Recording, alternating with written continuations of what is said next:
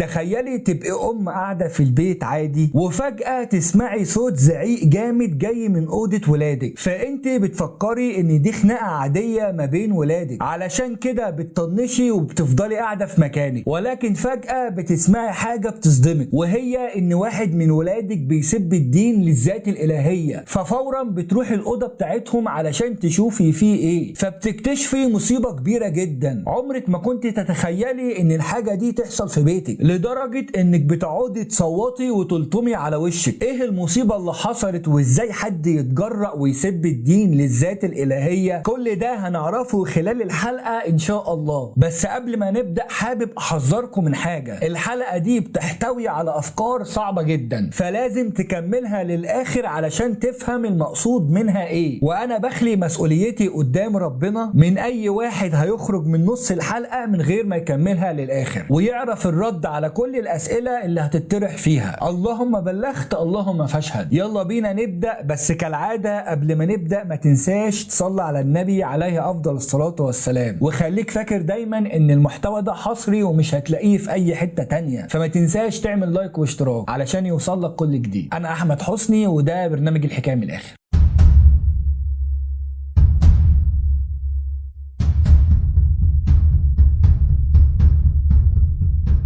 اهلا بيكم مرة تانية. اللي في الصورة ده اسمه عماد ابراهيم، شاب عنده 25 سنة ومن محافظة الجيزة تحديدا منطقة فيصل. عماد كان مولود عنده تشوه في وشه، والتشوه ده بيتسمى الشفة الارنبية، وده كان مسبب له عقدة نفسية كبيرة جدا، لانه اول ما بدأ يخش المدرسة محدش كان بيتصاحب عليه ابدا، بسبب ان اغلب العيال كانت بتخاف منه وبتخاف تتكلم معاه علشان منظره الغريب ده. فعماد كان دايما حاسس ان هو منبوذ وثقته بنفسه كانت رايحة خالص، لدرجة ان هو كان كل يوم بيروح من المدرسة بيدخل الأوضة بتاعته وبيفضل يعيط.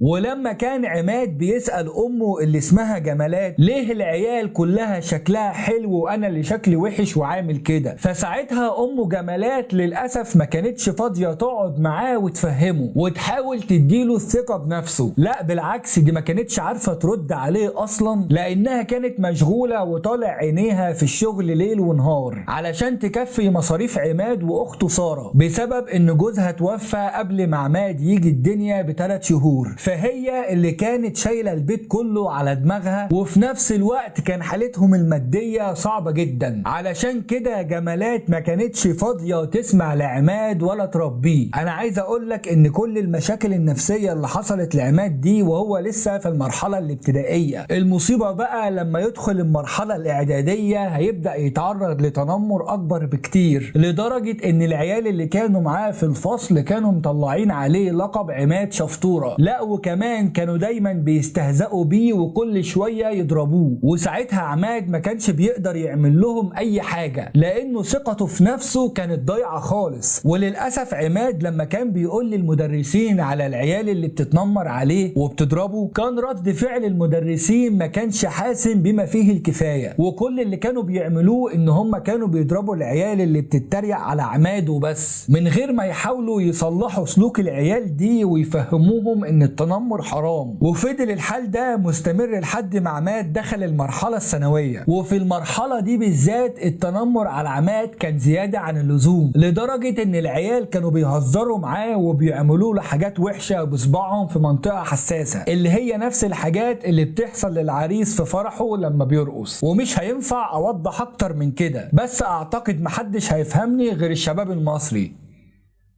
المهم فعماد كل ما كان بيكبر كان بيتعقد من حياته اكتر واكتر، لدرجة ان هو لما دخل الجامعة كان عايز يموت نفسه، بسبب ان كل ما يجي يحب بنت او يرتبط بيها كانت بترفض وكمان بتتريق عليه وبتسيبه وتمشي. فعماد كان حاسس ان هو اتخلق في الحياة دي علشان يتعذب والناس تتريق عليه وبس، وانه ملوش الحق انه يعيش حياة طبيعية زي الناس. علشان كده بعد ما خلص الجامعة فضل قاعد في البيت البيت متعقد ومخنوق، وما كانش بينزل الشارع خالص ولا حتى بيدور على شغل، علشان عارف ان هو هيترفض زي ما اترفض في كل حاجة في حياته. وفضل قاعد في البيت مدة كبيرة جدا، وحاول خلال الفترة دي يموت نفسه. ولكن امه جمالات واخته سارة كانوا دايما بيلحقوه على اخر لحظة. وساعتها عماد كان دايما بيسأل نفسه هو ليه ربنا خلقه طالما هيخلي الناس كلها تتريق عليه وهيبقى منبوذ من الناس كلها، واشمعنى هو الوحيد اللي شكله وحش وفي ناس شكلها حلو وعايشة حياتها بشكل طبيعي. وفضلت الاسئلة دي تدور في دماغ عماد لحد ما قرر ان هو يدخل على النت ويبحث عن ليه ناس بتتخلق شكلها حلو وليه ناس بتتخلق شكلها وحش، واشمعنى ناس بتعيش سعيدة ومبسوطة وناس تانية بتعيش تعيسة ومخنوقة. وفضل يشوف فيديوهات كتير جدا لحد ما وقع قدامه فيديو بيتكلم عن الإلحاد. والمصيبة بقى ان عماد دخل على الفيديو وبدأ يسمع للأفكار اللي فيه، واللي كانت عبارة عن ان مفيش حاجة اسمها أديان ولا في حاجة اسمها إله، وان الكون ده كله اتخلق بالصدفة عن طريق الانفجار العظيم. وبعد كده الكون بدأ يطور نفسه بنفسه، وان الانسان ده اصله قرد وحصل له تطور وبقى في الصورة اللي احنا شايفينها دي. طبعا الكلام ده ما يخشش العقل، بس للأسف رد فعل عماد كان مصيبة، لانه ساعتها بدأ يصدق الكلام ده وبقى بيبحث اكتر واكتر في نظرية التطور اللي هي قايمة على الاساس ان الكون ده ملهوش اله، وان لو كان في اله ما كانش هيبقى فيه شر في العالم ولا هيبقى فيه عيال بتتولد متشوهة وبتتعذب كل يوم. ساعتها عماد اول ما سمع كده تحس ان الكلام ده جه على الجرح اللي عنده، وبدأ يصدق كلام الملحدين دول وبقى يؤمن بافكارهم. ويوم ورا يوم بدأ يخش على مجموعات خاصة بالملحدين ويتعرف على افكارهم اكتر واكتر، وبقى واحد منهم. ومش بس كده، لا ده بقى متعصب جدا للافكار الالحادية، وكان مقتنع 100% ان الكون ده جه صدفة.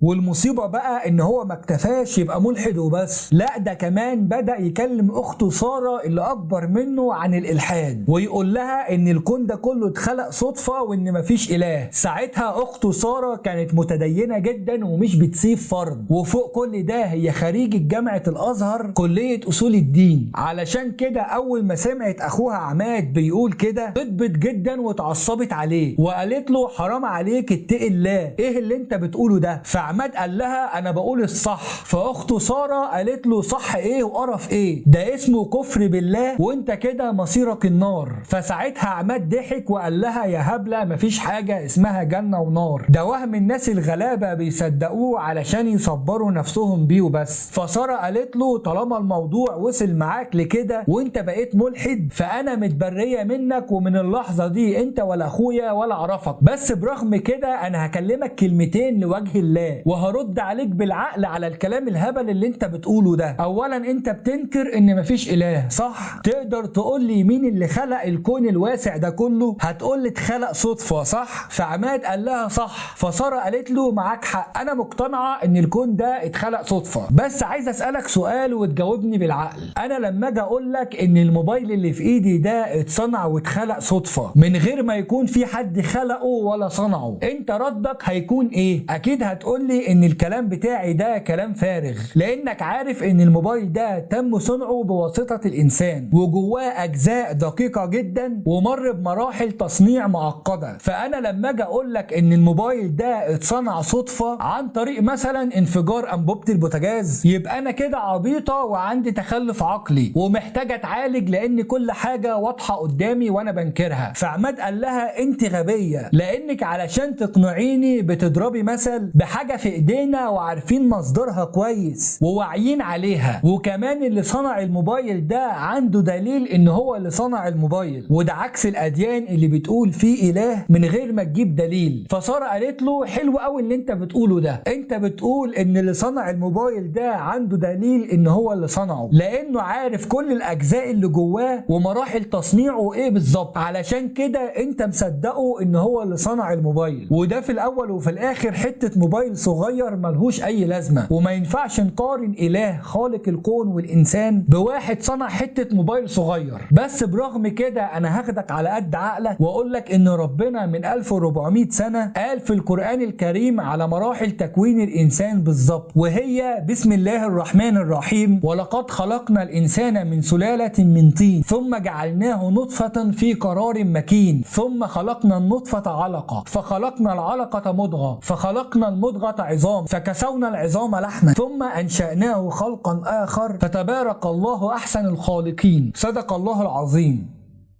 وبعدها لما اتطور العلم بعدها ب 1400 سنة أثبت إن دي مراحل تكوين الإنسان فعلا، وإن كلام ربنا صح، وده أكبر دليل على وجود ربنا وإن هو الخالق. وكذلك في آيات كتير بتتكلم على خلق الكون قبل ما العلم يتطور ويفهموا إن في حاجة اسمها كون أصلا، وده أكبر دليل على إن ربنا موجود وإن الكون كله ما اتخلقش صدفة زي ما أنت بتقول. فعماد ساعتها قال لها باستهزاء: طالما أنت شاطرة قوي كده ومقتنعة ان ربنا موجود وهو اللي خلقنا، تقدري تقولي لي مين اللي خلق ربنا؟ لان زي ما انت بتقولي ان كل حاجه لازم يكون ليها خالق. فساره ساعتها كانت بدات تتنرفز على عماد، بس حاولت تمسك اعصابها وتجاوب بكل هدوء، وقالت له: السؤال اللي انت بتساله ده الصيغه بتاعته اصلا غلط، لان العقل بيقول ان ما ينفعش الخالق يبقى مخلوق، ولو افترضنا ان الخالق بيتخلق يبقى هنخش في دايره اسئله كتير جدا ملهاش نهايه، زي مثلا مين اللي خلق ربنا ومين اللي خلق خالق ربنا، وهنفضل كده لحد ما لا نهاية من الأسئلة، وهنوصل لنتيجة ان ما يبقاش فيه خلق اصلا ولا يبقى فيه حياة ولا يبقى فيه كون. وده عكس اللي احنا عايشينه، لان احنا بالفعل مخلوقين ولينا اله واحد احد لم يلد ولم يولد، فلازم كل شيء في الكون يبقى ليه نقطة بداية اللي هو ربنا سبحانه وتعالى. فعماد ساعتها لما لقى انه مش عارف يرد على اخته ساره وان ساره غلبته بالكلام وبالمنطق وبالعقل، قال لها: انت متخلفه وعايزه تقنعيني بوهم في دماغك، انت وكل الناس اللي بتصدق ان في اله، ولو كان في اله حقيقي كان خلقني شكل حلو بدل الشكل اللي انا فيه ده. وساعتها عماد لما لقى ان اخته ساره لسه هترد عليه بالعقل والمنطق تاني وهتكلمه على ربنا من تاني، فراح متعصب عليها ومسكها ضربها لدرجه ان هو سب الدين للذات الإلهية. فسارة لما لقيته بيسب الدين اتعصبت عليه هي كمان وبدأت تضربه جامد، وفضلوا يتخانقوا مع بعض لحد ما عماد ضرب سارة على دماغها بحاجة صلبة ففقدت الوعي وماتت. وفي نفس الوقت ده لقى أم جمالات داخلة الأوضة وهي مغضوضة لأنها سمعت إن حد من ولادها بيسب الدين للذات الإلهية. وساعتها جمالات أول ما دخلت الأوضة ولقت عماد مموت أخته فضلت تلطم وتصوت وتقول له: عملت كده ليه؟ ساعتها عماد فضل ساكت وما كانش مستوعب اللي حصل ده، ولكن لما أدرك الموقف هرب بسرعة وأمه حاولت تمسكه ولكن ما عرفتش، ففورا تبلغ البوليس، ولما البوليس يجي تقول لهم وهي منهارة إن عماد ابنها هو اللي عمل في أخته كده. والحمد لله خلال وقت قصير جدا البوليس قدر يقبض على عماد ويحقق معاه، وساعتها عماد يعترف إن هو اللي قتل أخته علشان كانت بتحاول تخليه يؤمن بالله غصب عنه. وبعد تحقيقات كتير ومرافعات كتير يتحكم عليه بالإعدام. واللي فات ده كله كوم، واللي جاي ده كوم تاني، لان عماد الحمد لله مش هيموت كافر، لان ساعتها رئيس المباحث يطلع راجل محترم جدا ويجيب شيخ مخصوص علشان يقعد مع عماد ويفهمه ان كل اللي فيه ده غلط، يمكن يتوب قبل ما يتعدم. فساعتها عماد سأل الشيخ السؤال اللي ملقاش ليه اجابة، ويعتبر السؤال ده اللي دخل عماد في الدوامة دي كلها. وقال للشيخ: ليه في ناس بتتولد بتشوهات وبتتعذب وربنا نفسه قال لقد خلقنا الانسان في احسن تقويم؟ وما تقوليش ان دي حكمه من ربنا، لان انا مش مقتنع بالكلام ده، يا ريت لو هتكلمني تكلمني بالعقل. فالشيخ ساعتها ابتسم له وبدا يكلمه بكل هدوء وقال له: ربنا خلق الانسان في احسن تقويم فعلا، بس انت هتعرف منين ان الحاجه دي كامله غير لما تشوف الناقص منها؟ بمعنى ان خلينا نفترض مثل بسيط، انك اول ما اتولدت خدوك وحبسوك في اوضه وما خرجتش للعالم خالص ولا تعرف تعرف العالم بره شكله ايه. وفجأة بعد 25 سنة خرجت، واول ما خرجت شفت حاجة غريبة ماشية على الارض، ولما سألت عليها قالوا لك ان دي حاجة اسمها عربية وبتمشي علشان تنقل الناس من مكان لمكان. فانت بالنسبة لك ان العربية دي في قمة الكمال، ولكن بعد شوية شفت حاجة ضخمة جدا وبتمشي على الارض برضو زي العربية بالظبط. ولما تيجي تسأل ايه الشيء ده يقولوا لك ان دي حاجة اسمها طيارة وبتنقل الناس من مكان لمكان برضو. فتلقائي انت هتعرف ان الطيارة اللي ماشية على الارض دي احسن من العربية بمليون مرة، لانها كبيرة وواسعة وشكلها حلو. وبكده بالنسبة لك العربية اللي انت كنت شايفها في احسن صورة وكاملة هتبقى في نظرك مش في احسن صورة ولا في كاملة زي ما انت كنت معتقد. فساعتها عماد قال له هو ايه اللي دخل ده في ده؟ دي عربية ودي طيارة. فالشيخ قال له اصبر بس علشان تفهم بالعقل ربنا خلقك كده ليه.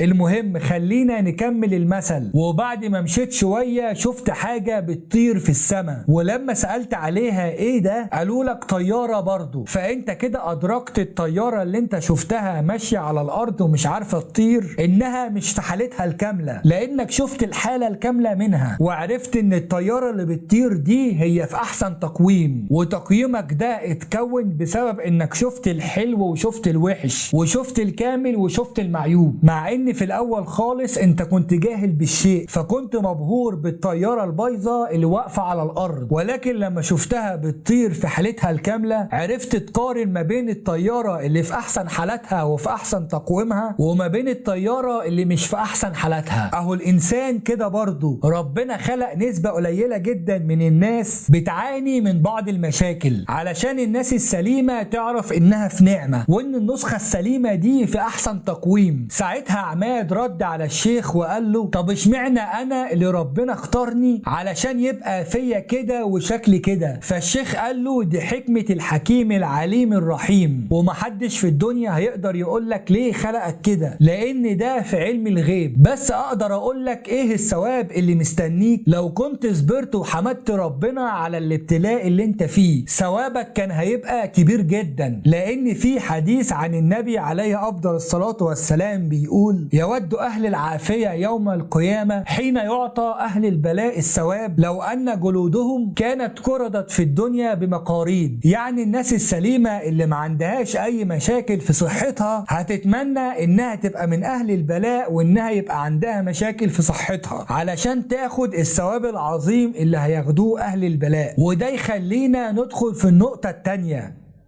ان لو ما كانش فيه اله وما كانش فيه حساب ولا كان فيه يوم قيامة ولا كان فيه جنة ولا كان فيه نار هيبقى كده احنا عايشين في غابة، واي حد هيعوز يعمل اي حاجة هيعملها من غير قيم ولا مبادئ، وهتلاقي الناس كلها بتاكل في بعض ومش هيبقى فيه خير في الدنيا خالص، لان العالم كله هيبقى من غير هدف ولا معنى. ساعتها الحمد لله عماد بدأ يفهم الحكمة من ورا البلاء اللي هو فيه واقتنع بكلام الشيخ ورجع تاني للإسلام ونطق الشهادتين، لدرجة ان هو كتب مذكراته قبل ما يتعدم علشان ناخد منها عبرة. ربنا يرحم سارة ويصبر جمالات ويسترها معانا، لان الإلحاد بقى منتشر جدا حوالينا واحنا لازم نفهم عيالنا دينهم صح علشان لما يتعرضوا للأفكار دي يبقى فاهمين وواعيين وما يصدقوش اي حاجة تتقال لهم. وكالعادة عندي سؤال لحضراتكم، ايه هو سبب انتشار الإلحاد ما بين الشباب والبنات الفترة الأخيرة دي، وإزاي نواجه عيالنا لا قدر الله لو تعرضوا للأفكار دي؟ مستني رأيكم في الكومنتات إن شاء الله. اوعى تنسى تعمل شير للحلقة علشان كله يستفاد، واعمل لايك واشتراك لو عجبتك الحلقة، واتفرج على الحلقات اللي فاتت هتستفاد وهتستمتع في نفس الوقت إن شاء الله. أشوفكم على خير، سلام.